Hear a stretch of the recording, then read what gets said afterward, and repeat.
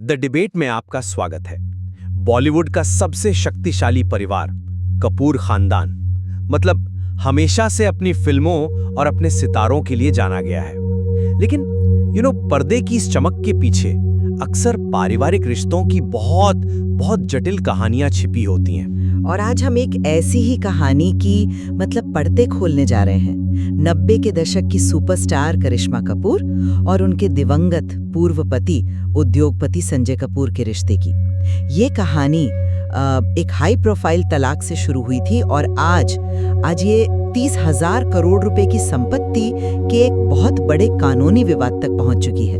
तो आज हमारी चर्चा का केंद्रीय प्रश्न यही है कि करिश्मा और संजय के बीच का ये जो इतना लंबा विवाद है, क्या ये महज एक कड़वे तलाक और संपत्ति के बंटवारे की कहानी है, या फिर ये दो अलग अलग दुनियाओं, एक तरफ बॉलीवुड का वो मेट्रियार्कली ढांचा और दूसरी तरफ दिल्ली का एक ट्रेडिशनल कारोबारी परिवार, इनके टकराव का नतीजा है जिसके परिणाम आज भी उनके बच्चे भुगत रहे हैं। मैं आज इस दृष्टिकोण से बात करूंगी कि ये एक महिला के त्याग की कहानी है, उसके साथ हुए कथित अन्याय की, और अब अपने बच्चों के हक के लिए एक माँ की लड़ाई की कहानी है।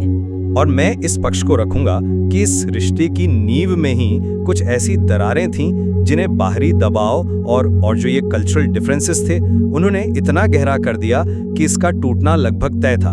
और आज का जो ये संपत्ति विवाद है वो उसी जटिल अतीत का एक एक्सटेंशन है। मेरे विचार में इस कहानी को समझने के लिए हमें उस मोड़ पर वापस जाना होगा जहां करिश्मा कपूर अपनी करियर के पीक पर थीं। उन्होंने अभिषेक बच्चन से अपनी सगाई टूटने के उस इमोशनल तूफान के तुरंत बाद अपनी मां बबीता के प्रभाव में आकर दिल्ली के एक बड़े कारोबारी संजय कपूर से शादी करने का फैसला किया। ये एक ऐसा कदम था जिसके लिए उन्होंने अपना पूरा जमाया करियर लगभग छोड़ ही दिया। लेकिन ये शादी कोई परी कथा साबित नहीं हुई। तलाक की अर्जी में करिश्मा ने जो घरेलू हिंसा के आरोप लगाए हैं वो सच में बेहद गंभीर और परेशान करने वाले हैं। हनीमून पर उन्हें दोस्तों के साथ सोने के लिए मजबूर करने की कोशिश से लेकर गर्भवती होने पर एक ड्रेस में फिट ना आने पर सास द्वारा थप्पड़ मारे जाने की कथित प्रयास तक, ये सब एक बेहद टॉक्सिक माहौल की ओर इशारा करते हैं। और अब संजय कपूर की दुखद मृत्यु के बाद जब उनके बच्चे अपनी ही विरासत के लिए अदालत में लड़ रहे हैं, तो ये लड़ाई सिर्फ पैसों की नहीं रह जाती। ये एक माँ की लड़ाई है अपने बच्चों के भविष्य और उनके आत्मसम्मान को सुरक्षित करने की। मैं आपके उठाए गए बिंदुओं की गंभीरता को बिल्कुल स्वीकार करता हूँ, लेकिन मेरा तर्क ये है कि सिक्के का दूसरा पहलू देखे बिना ये कहानी अधूरी है। संजय कपूर और उनके परिवार का पक्ष वो हमेशा से ये रहा है कि इस शादी की बुनियाद ही सही नहीं थी। उन्होंने ये तक आरोप लगाया था कि करिश्मा ने अभिषेक बच्चन से अपनी हाई प्रोफाइल सगाई टूटने के बाद जो एक इमोशनल खालीपन था उसे भरने के लिए एक रीबाउंड के तौर पर और उनके रुतबे के लिए रिश्ता जोड़ा था। और इससे भी महत्वपूर्ण बात यह है कि यह सिर्फ दो लोगों की शादी नहीं थी, ये दो कल्चर्स का टकराव था। एक तरफ कपूर खानदान था जहां बबीता जी अपनी बेटियों के करियर और उनके फाइनेंशियल मामले बहुत एक्टिवली मैनेज करती थी, और दूसरी तरफ दिल्ली का एक पारंपरिक व्यापारिक घराना था जिसके लिए शायद ये सब एक बाहरी हस्तक्षेप जैसा था। अब जब संजय की मृत्यु के बाद उनकी वसीयत को लेकर विवाद है, तो हमें उनके वकीलों के तर्क को भी समझना होगा। ये प्रावधान किया गया था, तो इसे सीधे तौर पर बच्चों को बेदखल करना कहना ये मामले का सरलीकरण होगा। मैं मानती हूँ कि हर रिश्ते में जटिलताएं होती हैं, लेकिन आप जिसे सांस्कृतिक टकराव या बाहरी हस्तक्षेप कह रहे हैं, क्या वो किसी भी तरह से शारीरिक और मानसिक प्रताड़ना के आरोपों को सही ठहरा सकता है?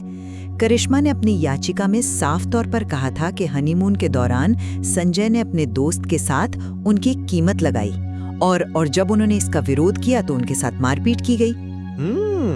ये कोई मामूली मनमुटाव नहीं है, ये एक महिला के सम्मान पर हमला है। क्या बबीता जी का अपनी बेटी के पास रहना इस तरह के व्यवहार का कारण हो सकता है?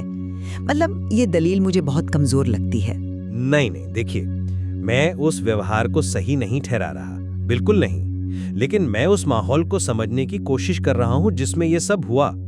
हमें ये नहीं भूलना चाहिए कि ये आरोप एक बेहद कड़वे और पब्लिक तलाक के दौरान सामने आए थे, जहां दोनों पक्ष एक दूसरे की छवि को नुकसान पहुंचाने की कोशिश कर रहे थे। और अगर हम नींव की बात करें तो करिश्मा के पिता रणधीर कपूर खुद इस शादी के सख्त खिलाफ थे। उन्होंने एक इंटरव्यू में संजय को तीसरे दर्जे का आदमी तक कह दिया था। हाँ, ये तो मैंने भी पढ़ा था। तो जब परिवार के लोग ही रिश्ते को लेकर श्योर ना हो तो ये दिखाता है कि समस्याएं शुरू से ही थीं। हो सकता है ये शादी दोनों तरफ से की गई ये गलती थी, जिसे बचाने की कोशिशें हुई, जैसे कि उनके बेटे कियान का जन्म, लेकिन अंत में वो कोशिशें नाकाफी साबित हुईं। उस गलती की सजा आज उनके बच्चे क्यों भुगत रहे हैं? संजय कपूर की आकस्मिक मृत्यु वो एक त्रासदी थी, लेकिन उसके बाद जो हो रहा है वो एक पूरा कानूनी और इमोशनल ड्रामा है। उनके बच्चे समायरा और कियान को दिल्ली हाई कोर्ट में ये कहते हुए जाना पड़ा कि उनकी सौतेली माँ प्रिया सचदेव ने 30,000 करोड़ की संपत्ति पर कब्जा करने के लिए वसीयत से छेड़छाड़ की है। क्या ये एक स्वाभाविक सवाल नहीं है कि बच्चों को उनके पिता की विरासत से क्यों बाहर किया जा रहा है? यहाँ हमें थोड़ा भावनाओं से हटकर कानूनी तथ्यों को देखना होगा। प्रिया सचदेव के वकीलों का तर्क बहुत स्पष्ट है। उनका कहना है कि संजय ने 2024 में एक सर्टिफाइड वसीयत बनाई थी और ये उनका आखिरी और मान्य इच्छा पत्र है। उन्होंने अदालत को यह भी बताया है कि करिश्मा के दोनों बच्चों के लिए करोड़ों के बॉन्ड्स में निवेश किया गया है, जिससे उन्हें हर महीने लगभग 10 लाख रुपए का ब्याज मिलता है। 10 लाख? हाँ, 10 लाख। तो यहाँ कानूनी सवाल ये है कि क्या ये बॉन्ड्स संजय की कुल संपत्ति का एक उचित हिस्सा है, या ये एक तयशुदा रकम देकर बच्चों को मुख्य विरासत से बाहर रखने की एक लीगल स्ट्रैटेजी थी।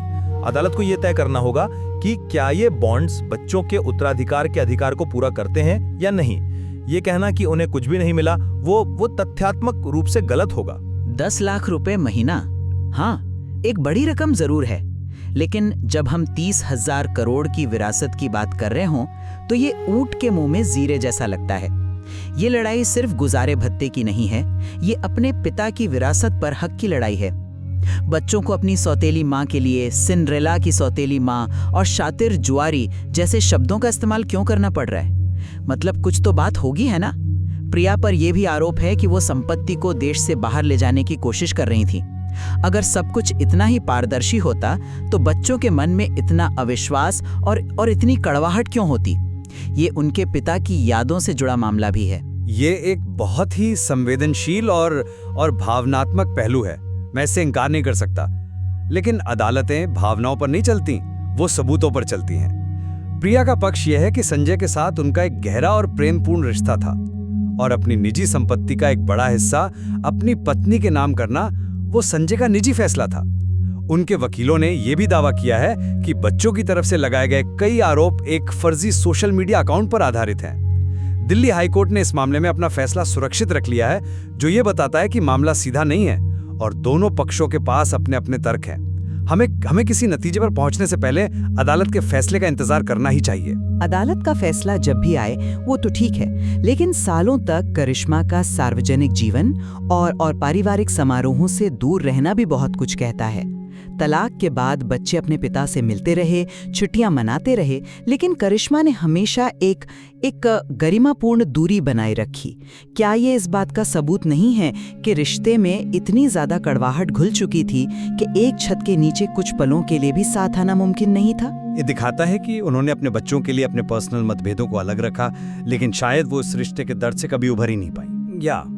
या शायद ये एक समझदारी भरा और प्रैक्टिकल फैसला था, ताकि बच्चों के सामने और कोई विवाद या कोई असहज स्थिति पैदा ना हो। कभी-कभी दूरी बनाए रखना ही शांति बनाए रखने का सबसे अच्छा तरीका होता है, और इस दूरी के बावजूद एक जुड़ाव बना रहा।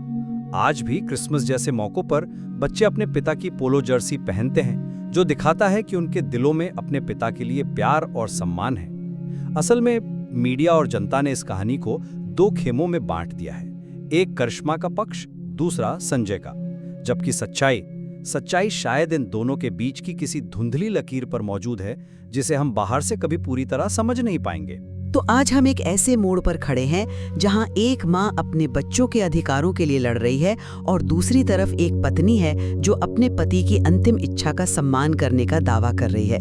ये मामला ये कपूर खानदान की विरासत से कहीं आगे निकलकर भारत में पारिवारिक संपत्ति, महिलाओं के अधिकार और तलाक के बाद बच्चों के भविष्य जैसे बड़े सवालों को जन्म देता है। बिल्कुल, ये विवाद हमें सोचने पर मजबूर करता है कि कि क्या पैसा हमेशा रिश्तों पर भारी पड़ता है, या फिर पहले से टूटे हुए रिश्ते ही पैसे को अपनी लड़ाई का हथियार बना लेते हैं? करिश्मा की खामोशी के पीछे कई अनकहे दर्द और सच्चाइयां हो सकती हैं, जिन्हें शायद दुनिया कभी नहीं जान पाएगी। कपूर खानदान की इस कहानी में अभी और भी कई अध्याय खुलने बाकी हैं। मामला अदालत में है और उसका फैसला जो भी हो, इस कहानी ने ये तो साबित कर दिया है कि प्रसिद्धि और दौलत वो आपको व्यक्तिगत त्रासदियों और पारिवारिक विवादों से बचा नहीं सकते। ये एक जटिल मानवीय कहानी है जिसके कई पहलू हैं, और शायद इसका कोई एक सीधा साधा सच है ही नहीं। दोनों पक्षों के अपने अपने तर्क हैं और अपनी अपनी सच्चाइयां हैं, और अंतिम निर्णय वो समय और कानून पर छोड़ देना ही बेहतर है। इस पूरे मामले पर आपकी क्या राय है? आप किसकी तरफ हैं, करिश्मा या संजय? हमें कमेंट्स में जरूर बताएं। बॉलीवुड की ऐसी ही और अनसुनी और विवादित कहानियों के लिए हमें लाइक और सब्सक्राइब करना ना भूलें। अगली बार मिलेंगे एक नए विवाद के साथ, सिर्फ द डिबेट पर।